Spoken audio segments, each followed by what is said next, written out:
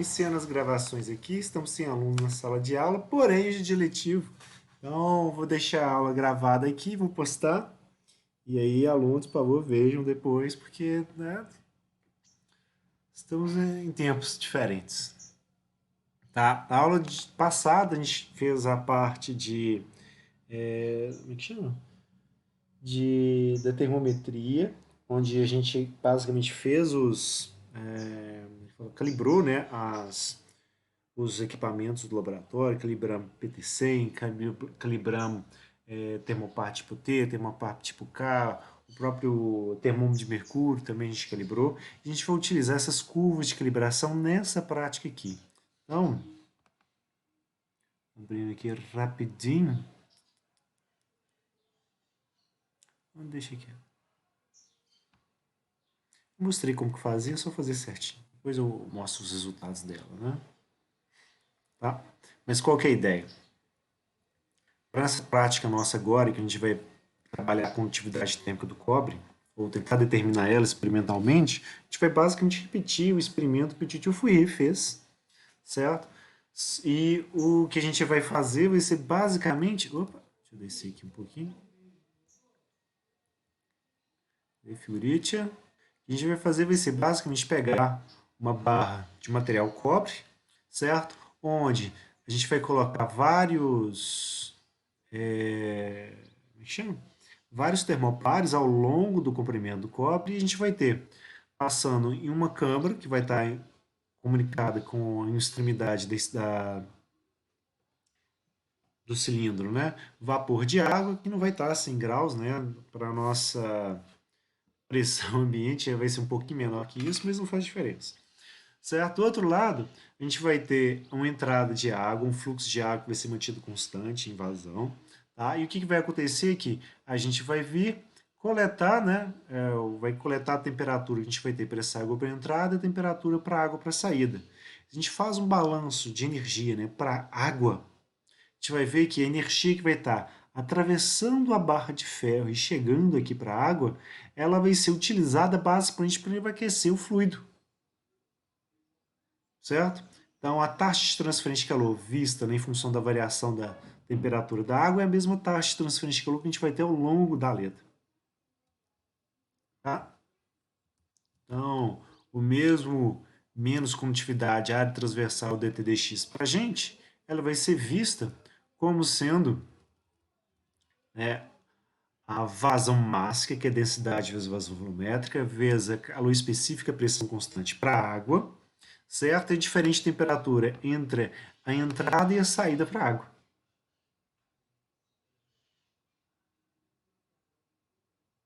Isso está invertido, é saída menos entrada.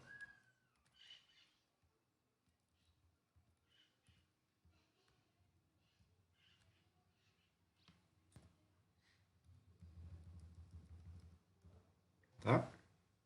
Então, na saída, temperatura maior, a temperatura que a gente vai ter na entrada, vai ter praticamente a temperatura ambiente, etc. Então, na hora que esse calor chegar aqui, ele vai aquecer a água. Então, a gente vai ter esse calor aqui para a entrada dela. E aí, o que vai acontecer? Quando a gente igualar essas duas taxas de transferência de calor, deixa eu colocar aqui para ficar melhor.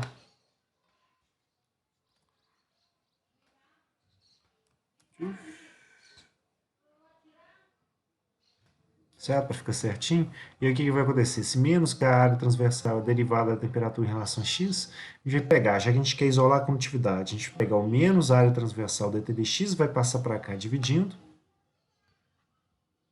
E aí sim, aqui embaixo pode ficar entrada menos saída, porque esse sinal de menos aqui, ó, ele vem para cá, como é que fala? Ele passa para cá e pode inverter isso. Mas, para não ficar diferente,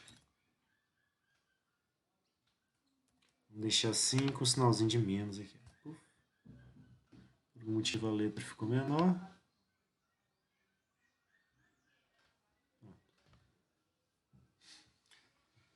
Certo? O que a gente vai fazer?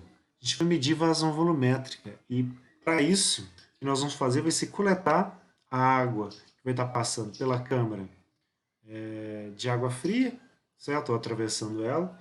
Que uma vez que a gente coletar a vazão que a gente vai ter. A gente vai fazer 3 vezes essa coleta de basicamente volume e tempo, e vai pegar essas temperaturas 3 vezes aqui para a gente poder isolar. O que vai dar trabalho para a gente poder encontrar o quase isso é justamente o termo DTDX, porque a vazão volumétrica é volume por tempo. Então é só pegar os valores experimentais.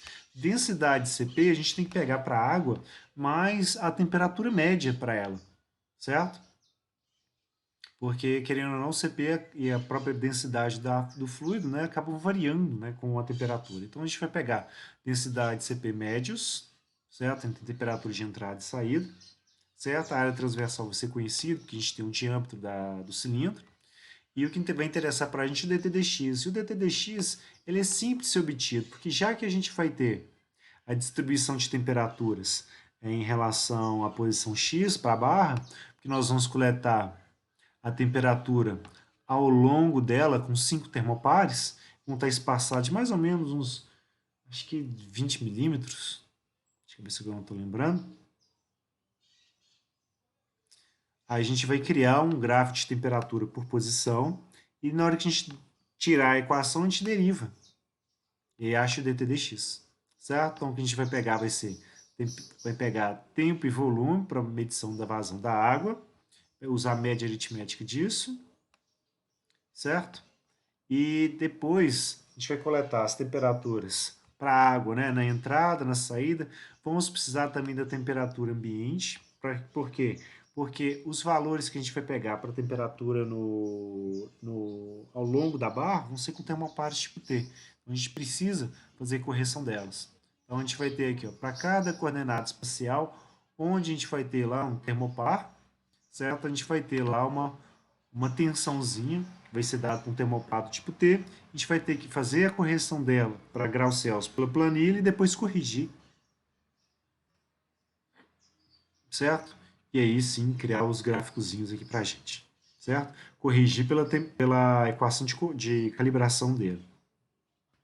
Então, para a gente ver os equipamentos nossos, tá? A gente tem aqui o cilindro de cobre, a gente tem 5 termopares aqui sobre ele, certo? A gente vai coletar a temperatura em cada um deles com base, né, nesse seletor de canais aqui, que já vai estar ligado ao multímetro. Então, para ir como é que fala? Do termopar 1 para o 2, para o 3, para o 4, para o 5, eu só vou movendo aqui, ó, que já vai fazer um contato elétrico para a gente. Medição da vazão, a gente pegar o volume, nesse beckerzinho aqui, e o tempo, certo? Temperatura ambiente e a temperatura que a gente vai ter para a água na entrada e na saída a gente vai pegar com o termopar tipo K, então vou precisar da equação de calibração dele também, certo? E aqui, ó, a nossa fonte de vapor, a gente vai ligar isso na tomada, vai ceder vapor para cá, a gente tem um isolamento térmico aqui muito bom, é uma espessura bastante grande aqui de cortiça, para a gente poder trabalhar. Então, para o experimento. Opa. Esse tá? Tem bastante vapor aqui saindo, que já está em regime permanente. Tá? Então a panela está ligada aqui na tomada, tem uma resistência elétrica dela, vai gerando vapor, esse vapor passa aqui pela câmara inferior, vai aqui para a parte de fora, não falou só adentro, ele já sai direto, então ele vai tocar uma superfície aqui, vai transferir calor só por condução, tá? E pelo outro extremo aqui, ó, a gente vai ter uma saída de água, certo? Veio por essa torre de nível constante que tem aqui. E dessa torre de nível constante, a gente vai ter um fluxo de água que vai ser contínuo. Vou diminuir aqui, porque o vapor está fazendo muito barulho. Um fluxo de água contínuo que vai passar aqui como é que fala? Por essa câmara de cá, certo? Então, entrada de água fresca da rede, chega aqui para a torre de nível constante, certo? Tem um ladrão aqui na parte de cima para manter o nível. Notem que oscila, então, vai ter oscilações também na vazão, que a gente vai estar coletando, porque a altura não vai ficar estável, certo? Vai ter água sendo, como é que fala? Vertendo aqui para a parte baixa, certo? Enquanto o outro fluxo vai simplesmente passar aqui. Esse elemento, essa presilha aqui, é justamente para a gente regular, né, a abertura que a gente vai ter na válvula. Na abertura que a gente vai ter na tubulação para poder regular a vazão. Então, uma vazão bem pequenininha, a gente coleta basicamente quanto de volume vai estar passando em função do tempo. Ui, Perdão. Erro meu. Vai. Deixa eu voltar para o ponto onde a gente parou. Era aqui, coletando a vazão. A gente vai ter que coletar a vazão 3 vezes, tá? E coletar o tempo que foi necessário para cada uma delas.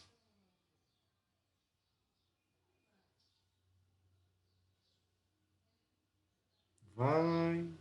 Como a vazão está bem baixinha, para o resultado dar um valor bonitinho, tá?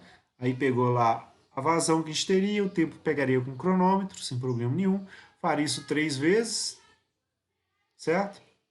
E para a gente avaliar, né, as temperaturas, a gente ia pegar o termopar tipo K, pegar a temperatura aqui na entrada, certo? Deixei ele em contato com a água dentro do coisinho, ele vai dar para a gente um valor de temperatura, certo? E aí a gente corrige essa temperatura pela equação de calibração dele, depois vai lá, coleta qual que é a temperatura da água quente, certo? Esse primeiro banho dele aqui, vamos dizer que seria basicamente para equilibrar, porque como é que a água ficou aqui exposta durante um tempo, perdeu energia. Então, normalmente o que é feito? A gente pega, pré-aquece aqui, descarta essa água, depois pega uma nova, né, para poder fazer a medição dela, certo? É importante que fique tudo bem vedadinho para a gente não ter as perdas laterais.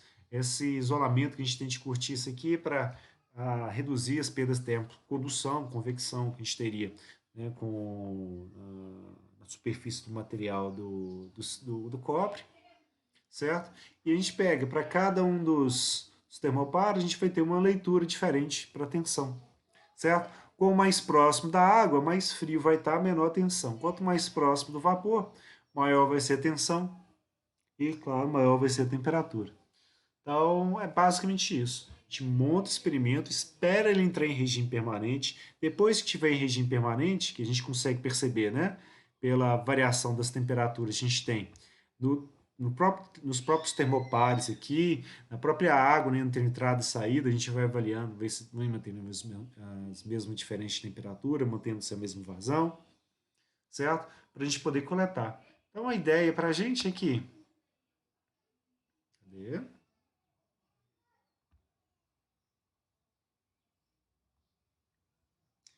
Aqui, ó.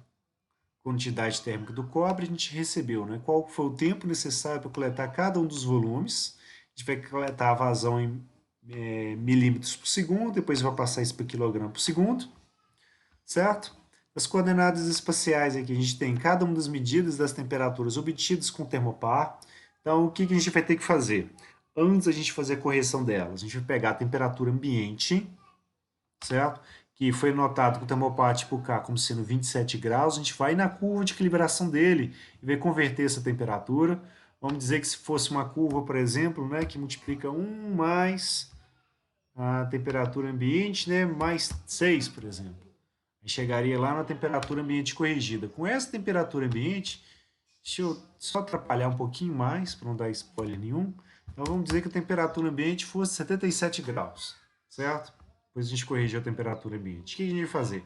Vai pegar essa temperatura, vai vir aqui como é que fala? Vai vir na equação do termopar tipo T, e vai fazer com que este valor aqui chegue na temperatura ambiente. Então, a gente chega aqui em dados, tese de hipótese, atingir meta, faz ela chegar para a temperatura ambiente de verdade, tá? Valor corrigido, então 77, que seja, né? E altere isso aqui para a gente chegar nela. Chegou naquela temperatura ambiente? Ótimo. A gente vai pegar esses valores aqui, vamos arrastar eles para baixo, certo? Separar aqui só para mostrar essa parte daqui que interessa para a gente.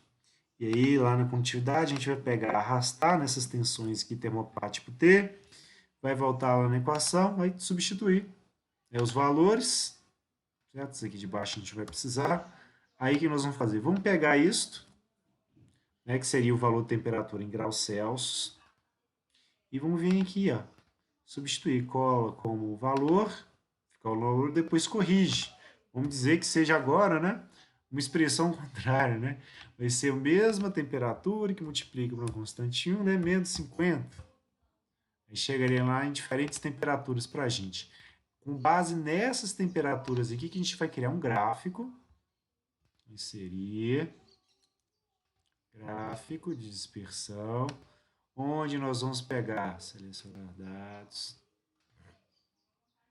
em função da posição, em função dos valores de temperatura corrigida, certo? A gente vai ter lá um gráfico de dispersão. A gente pede para adicionar uma linha de tendência, certo? Linear mesmo. Pede exibir o R, como é que fala? Pede expressar a expressão que a gente teria aqui para a condutividade térmica do cobre, pede para expressar para a gente esses valores aqui também, etc.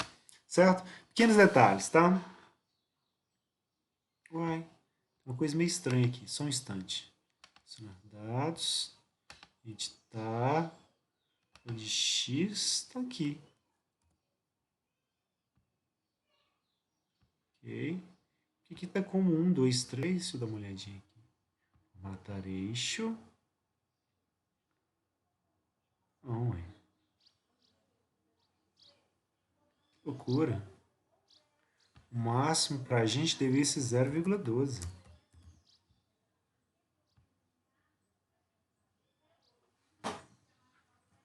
What the fuck?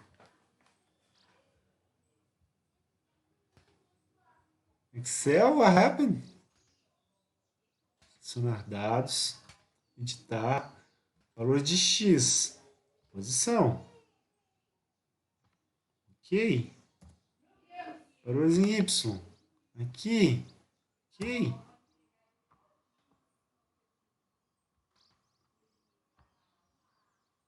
Tá enxergando isso aqui, ó.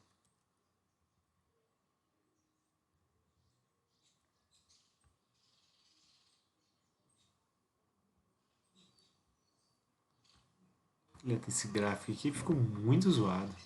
Entendi, não. Gráfico de dispersão, estamos aqui de novo, bonitinho. Não sei porque que ele deu errado. Adicionar. Valor de X está aqui. Valor de Y vão ser esses. Ok, temperatura faz todo sentido. Mas aqui nesse eixo, nenhum sentido.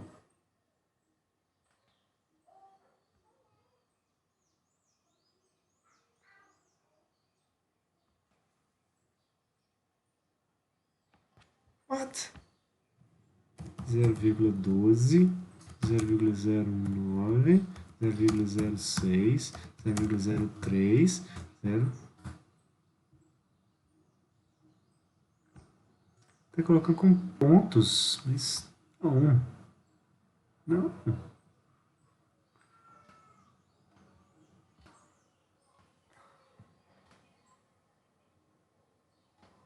Número. Geral, ok. Rótulos, escala. Meu Deus. Não faço a mínima ideia porque o Excel está fazendo isso. Ah, por que esse aqui não está correspondendo aos valores? Deveria corresponder. Tem entre 0, né, e 0,12.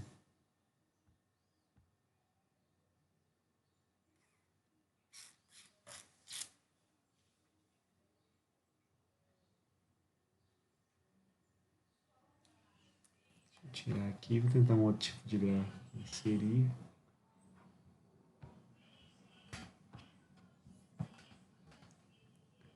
Não faz o menor sentido. Escolhi um gráfico que sem os pontos. Eu ver o que está acontecendo. Não faz o menor sentido isso. Selecionar dados. Adicionar. Posição. Y.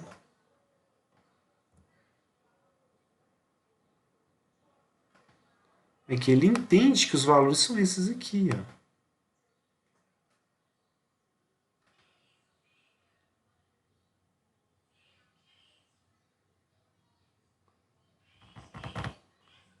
Um bug bizarríssimo aqui.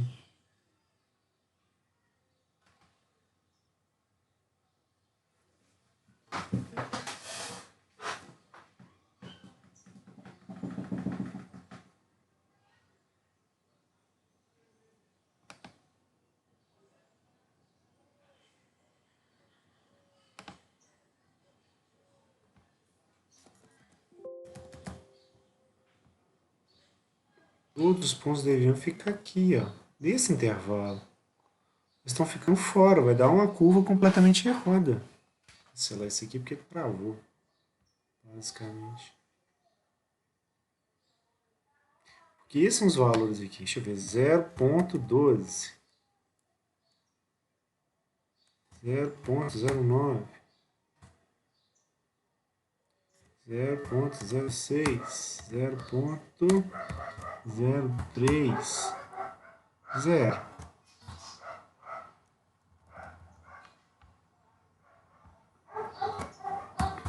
Voltando tudo para vírgula.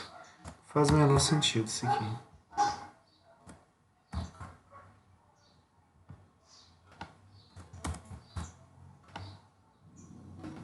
Esse é o número.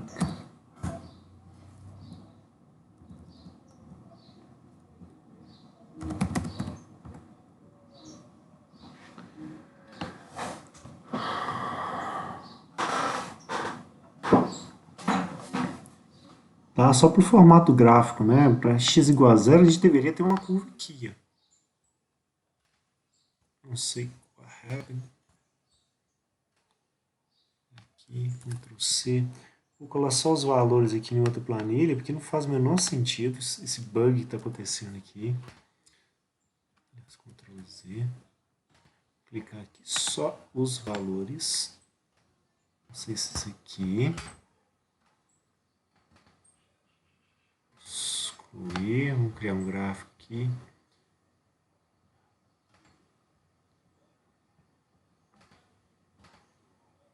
Dispersão. Selecionar dados. Adicionar valores de x. São esses. Olha, o eixo funcionou agora. Alguma coisinha ali na planilha não é probleminha, mas isso nunca aconteceu. Aí, ó. O formato que a gente espera encontrar é esse aqui, ó, a temperatura, né? Ela vai reduzindo conforme a gente vai caminhando, né, da parte quente para a parte fria, certo? E aí a gente vai ter aqui, ó, inserir linha de tendência, linear mesmo. Pega aqui, ó, a equação do gráfico, R quadrado, só para a gente ver que tem uma boa correlação, né, com uma solução linear, certo? O que acontece? O termo da constante para a gente não interessa. Interessa basicamente esse termo aqui, ó, do menos 379,12, por exemplo, essa constante, porque é uma expressão de temperatura em relação à posição. Então, se eu derivo esse termo aqui em relação a x, ou essa expressão em relação a x, eu vou obter essa constante aqui do menos 397,12, 379,12, na verdade, e eu vou utilizar isso como dt dx. Tendo ele como dt dx, deixa eu voltar ali na planilha, a gente vai ter o dt dx, você colocado aqui, a área transversal aqui, o fluxo de calor, a gente calcula qual que vai ser a condutividade térmica do cobre, que querendo ou não, ela é essa expressãozinha aqui, ó. Certo? Que a gente vai ter a vazão volumétrica, vai ter as propriedades, vai ter a diferença de temperatura, vai ter a área e o dt dx. Com isso a gente isola a condutividade do cobre. Tá? Então, tem que fazer o gráfico de temperatura por posição, tem que fazer a, como é que fala? Calcular, corrigir todas as temperaturas, tá? Porque para cada medidor de temperatura, né, caso tenha uma parte por cá, a gente vai ter uma equação de calibração para ele, então a gente tem que corrigir ela, certo? Para a água na entrada, na saída, para a temperatura ambiente. Depois a gente fizer isso, a gente vai também corrigir a temperatura, vai obter, né, a temperatura lá do tem uma parte tipo T, vamos corrigir ela, certo? Para poder criar o gráfico e tirar o dt dx. A área transversal para a gente basicamente depende, né, do diâmetro. Esse diâmetro aqui ele é conhecido. Informações por ele.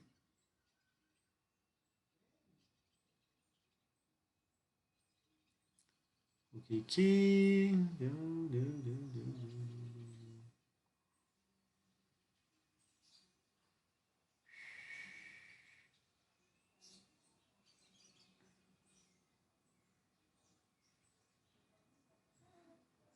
Que engraçado, ficou faltando essa informação aqui. Mais um diâmetro. Aqui eu criei um auxiliar aqui no planilha só para fazer tirar poder tirar a propriedade média, tá? E você pode colocar o intervalo que você vai estar a sua temperatura, que pegaria, né, na planilha, né, os valores de um para o outro, colocaria o valor da temperatura média e chegaria lá. Isso aqui está valendo 300, 305, tá? Entre outros, tem que pegar os outros valores. Isso é só para facilitar a interpolação. Ah, mas o diâmetro eu acho que são 22 milímetros, se eu não me engano. Deixa eu só confirmar aqui.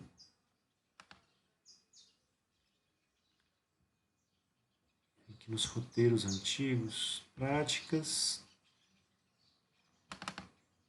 Ah, esse aqui é os roteiros antigos, era só isso. Foi o primeiro, aí o do segundo. Tá, e tem 22 milímetros mesmo de diâmetro, tá? Esse é o nosso diâmetro do cilindro, daí ele tem 120 milímetros de comprimento. Então a gente pega de 0, né, até 120 para poder pegar as temperaturas todas. Tá? Então 22 milímetros de diâmetro, suficiente para a gente calcular a área transversal, já que vai ser π diâmetro quadrado sobre 4, e aí encontrar o K e fazer a análise de todos os resultados. Certo? Então, como não tem alunos, provavelmente não vai ter perguntas, mas fica a aula gravada aí para vocês tentarem fazendo. Caso tenha alguma dúvida, pode mandar mensagem via Canvas ou via Teams que eu vou responder. Certo? Encerrando as gravações.